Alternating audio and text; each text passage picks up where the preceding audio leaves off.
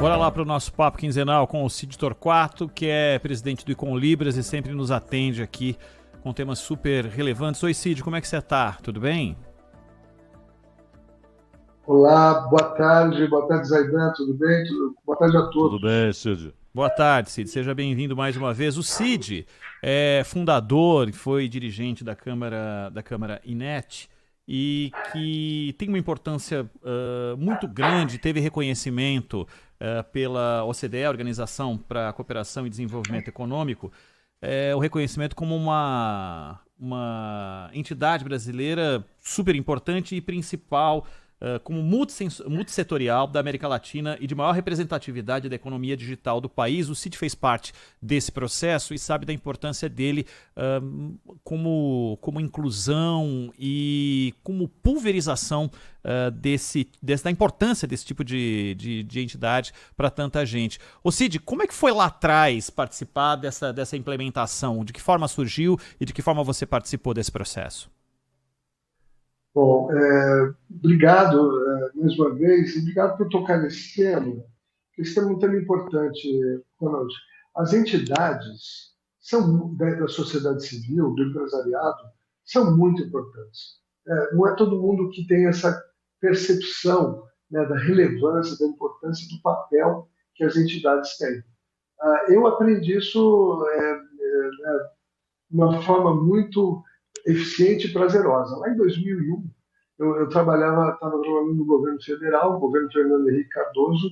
Eu e mais outros cuidávamos de toda a parte de governo eletrônico do governo federal naquela época. Imagina, 2001, primórdios, né? E veio a ideia de se criar a Câmara Brasileira de Comércio Eletrônico. Então, eu fui o grande agente dessa criação.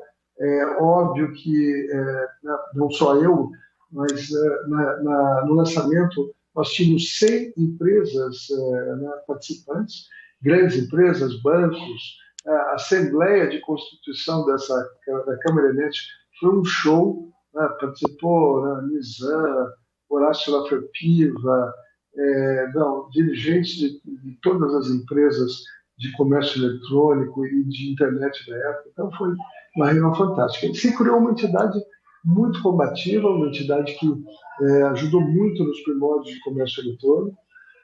Eu também tive uma grande atividade internacional com essa Câmara, participando da Cúpula Mundial sobre a Sociedade da Informação.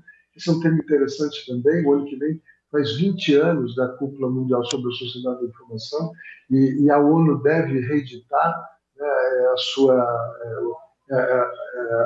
o evento depois de 20 anos, né, como ela costuma fazer.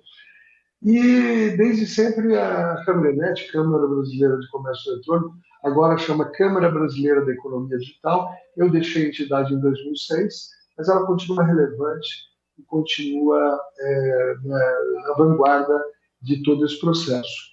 E para trazer a discussão para a nossa pauta em geral, que é inclusão da pessoa com deficiência, a atual Câmara Brasileira da Economia Digital criou, né, de novo comigo, o único comitê de acessibilidade digital e comunicacional de todas as entidades que trabalham com esse universo digital.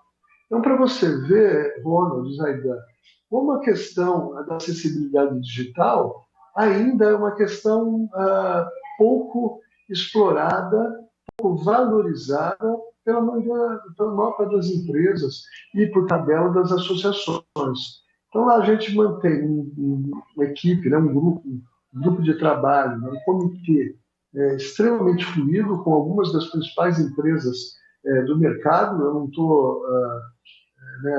não tenho autorização para dizer que ele participa, mas tem grandes empresas, big techs, como são chamadas, participam.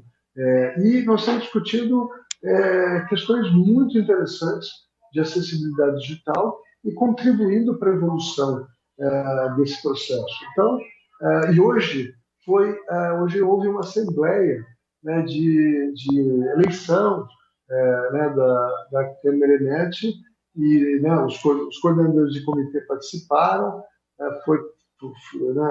Fizemos um balanço de como está o comitê de acessibilidade digital e comunicacional, angariamos mais participantes, felizmente, e é só aí, aquilo que você disse. O objetivo é difundir a importância da acessibilidade digital e fazer com que não só as empresas tomem conhecimento dessa questão tão importante, mas também ajam proativamente para que a gente tenha uma internet e aplicativos mais acessíveis. Cid, a mudança de nome, Câmara Brasileira do Comércio Eletrônico para Câmara Brasileira da Economia Digital. É claro que não foi apenas, vamos mudar o nome, colocar um nome mais moderno, não foi isso. Há uma finalidade, um objetivo, uma mudança real, na prática. Que mudanças são essas que vêm acompanhada da mudança de nome? Excelente pergunta, né? Porque parece uma questão apenas semântica, mas não é. Ou seja, ou é totalmente semântica pelo fato de comércio eletrônico dizer respeito a apenas uma parte do que é a economia digital. Então, a gente não pode definir o que os bancos fazem digitalmente necessariamente de comércio eletrônico. Uma série de atividades que hoje são desempenhadas na web são transacionais, elas não configuram o que a gente conhece como comércio, né? Então, foi uma evolução. Se viu, num dado momento, né, com os desafios crescentes, meios de pagamentos, as novas empresas, startups, né, todo esse universo em ebulição, como vocês sabem, e o nome veio para suprir essa demanda, para atualizar a demanda, né, que foi criada lá atrás, em 2000. Então, é interessante isso. Uma entidade que se mantém relevante após tantos anos. Não é fácil. Como eu disse, eu dirigi essa entidade por 5 anos né, e é um trabalho árduo para conquistar corações e mentes, né, para conquistar associados e mantê-la ao longo do tempo, mantê-la relevante ao longo do tempo, é uma tarefa ainda mais difícil. Então, estamos comemorando hoje, né? A Câmara ganhou a maioridade no ano passado, fez 21 anos, agora está fazendo 22 anos né, com perspectiva aí de uma longa vida para frente. O Cid, é claro que o Brasil se esforçou muito para entrar para a OCDE e isso implica em muitas obrigações, né? Então, esse relatório da OCDE, a caminho da era digital no Brasil, o Brasil tornando-se um membro efetivo da organização, automaticamente ele se compromete, não o governo apenas, o Estado brasileiro, com aquilo que é definido nesse documento e com as próximas conclusões e recomendações da Câmara Brasileira de Economia Digital? Sem dúvida alguma, né? Sabe que lá, 20 anos atrás, eu já tinha uma interlocução fluente e fluida com a OCDE. Fui várias vezes ao escritório da OCDE em Paris. Né? Foi uma época muito interessante para mim, mas para todos que se interessavam naquela época por políticas públicas internacionais da era digital. Então, aprendi muito né, com os meus contatos na OCDE. Naquela época, a gente podia fazer pouco, porque não existia ainda essa intenção do Brasil integrar a organização. Então, né, eles trabalham eminentemente com as organizações participantes, mas aprendemos muito em termos de políticas públicas internacionais.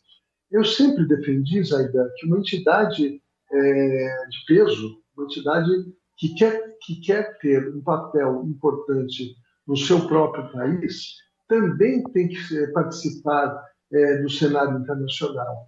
Porque na economia digital, né, que nós vivemos hoje, a troca é muito grande, a participação, né, de todos os países no processo de conceber políticas públicas internacionais é muito importante. Por quê? que depois você concebe essas políticas públicas como sugestões em nível internacional, e depois essas políticas vão sendo absorvidas pelos países, que vão mudando, inclusive, suas legislações para acompanhar a evolução do mundo, né, e a evolução, no caso específico, da economia digital. Então, parabenizo, né, os atuais gestores, né, os atuais dirigentes da Câmara Brasileira da Economia Digital, que foi meu filhote lá atrás, pelo excelente trabalho que eles continuam fazendo. Cid Torquato, presidente do Econlibras, e que a cada 15 dias conversa conosco. Nós vamos marcar uma data entre as nossas conversas, Cid, para falar um pouco das normas ABNT. A gente está com o tempo estouradaço, mas a gente sabe da importância, porque no dia 26 tem um lançamento importante da ABNT para acessibilidade, e a gente vai chamar você para conversar de novo com a gente aqui sobre esse tema, tá bom? Muito obrigado. Excelente final de semana para vocês. Sempre um prazer falar. Sempre um prazer estar aqui. Um abraço a todos que nos ouvem. Obrigado. Valeu.